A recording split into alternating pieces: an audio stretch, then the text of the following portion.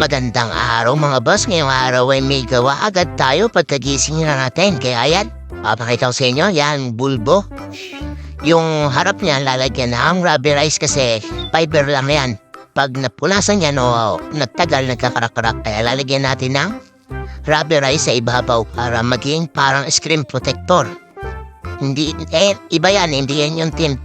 Anting kasi plastic yun. Ito, rubber rice ang kinakabit natin sa fiberglass para maiwasan yung pagkagasgas tsaka pagbiyak-biyak ng fiberglass. Mas tumagal yung buhay, parang screen protector ng cellphone. Kaya yan, mapapansin nyo, tapos yan sa may bantang ilalim kasi ang rubber rice ay minimum lang sa isang ruler.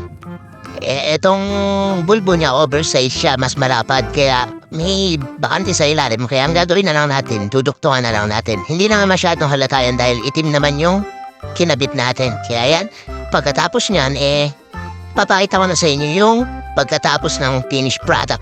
Pagkatapos ng finished product. Kaya ginatawa ko na ng plastic. Yan, mukha ng bago. Yung isa ilalim, hindi ko pa natanggal yung plastic. Pero papakita ko na sa inyo yung finished product yan.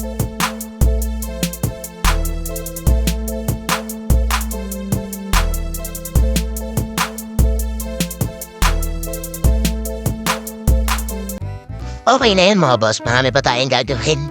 Dahil yan lang naman din yung ginawa natin kaya hindi na natin hinabaan yung montage. Basta yan, maraming salamat boss. Yan, isa na naman satisfied customer, marami pa tayong gagawin. Kaya paparita ko ulit sa inyo dahil pagpasok pa lang natin, may dumating na naman kaya lalabas na naman ulit tayo.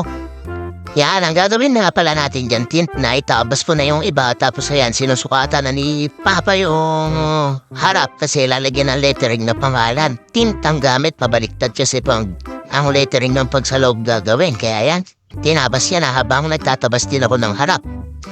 Tapos, pagkatapos yun dyan, kinuha ko na rin yung tinabas ko at ilalatag na natin yung ilalim. Pero wag nitong latayahin na inuunan yung latagan yung ilalim bago ibabaw. Kaya lang, ang mangyayari kasi niya, nagle-lettering pa si Papa ng pangalan dun sa taas. Kaya para mabawasan yung gagawin namin, nilatagan po na yung ilalim kahit paano matutuyo. Kasi pag inunan mo yung ilalim latagan, bababa yung tubig dun, baka pumasok dun. Kaya mas maganda, pag nauna yung ilalim nilagyan, aanuan nyo, pipigan nyo na maigintin para hindi pumasok yung tubig. Ayan, nalinisan ko na mahigi at ayan, ilalatag na natin. Siyempre, pag ilatag na natin yan, nagud-nagudin, tapos basta palabasin yung tubig. Basta wag nyo kung gagayahin na inuunan yung latagan yung ilalim. Professional lang gumagawa niyan. Okay, eto, papakita ko sa inyo. Yan, nailatag na natin. Yan. Tapos, ito na yung nililettering, inaantay pa natin, patapos na. Kaya, ang susunod naman yan, pagkatas yan, letteringan, i-alay na natin yung pangalan yan sa loob. Medyo nahirapan nga kami mag-alay niyan kasi yung basta mahirap yung makaliwanag, basta nahirapan kami mag-alay niyan dahil yan, tapos linisin na yung maigi, tapos i-align, tapos dapat yung katila rin, pantay yan. Tapos, tsaka natin yan papatungan ng tint na green para bagay dyan sa sasakyan niya. Pagkatapos na mahabang pag-align ng mga pangalan na yan, siyempre papakita ko na nga sa inyo yung finished product, babainin pa kayo.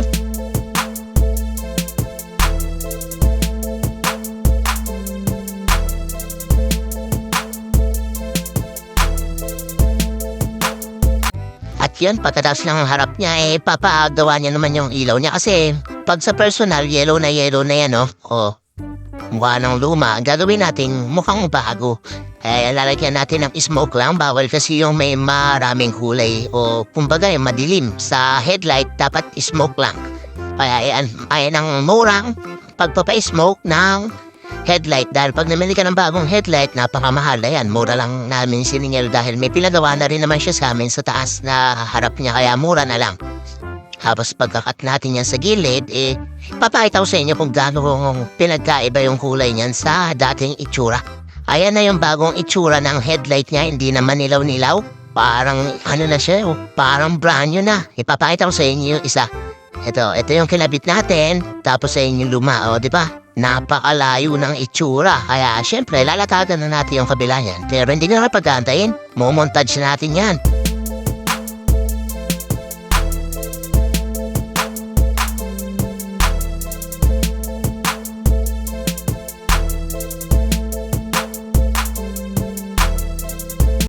2 down na yan. Isa na namang satisfied customer ulit. Tingnan nyo yung kinabit natin sa taas, oh. Lettering, kulay green, tapos yung headlight niya, tingnan mo. Napaalanda, parang bago. Ayan, isa na naman satisfied customer. Tapos, magsisimula na tayo sa isa. Marami pa tayong gagawin dahil patapos pa lang yung trabaho na yan. May dumating na naman na isa na rubberized naman uli. Ito, yan, mahal kasi ang ano na yan, nasa 3,000 daw kung bibili ka ng bago. Tingnan nyo, napakalaki ng tipid niya. Magkano ko lang siningil yan, mga boss. Ayan, sisimulan na agad natin yung paglalatag yan.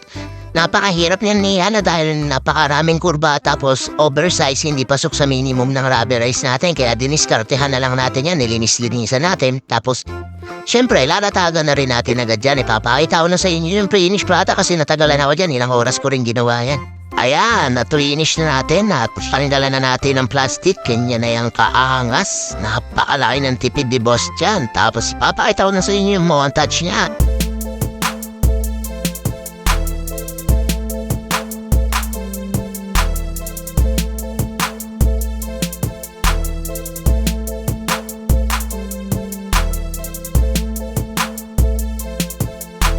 At yun, tapos na tayo sa isang nakakapagod na araw at mag-e-edit pa tayo nito para ma-upload natin to agad. Kaya maraming salamat sa pagsama mga boss. Isa na naman satisfied customer. At like and share mga boss at nasayang ko na naman yung 6 na minuto ng buhay nyo. Like and share! At kung bago ka pa lang sa aking channel, mag-subscribe na at i-hit ang bell button para updated ka sa ating mga videos.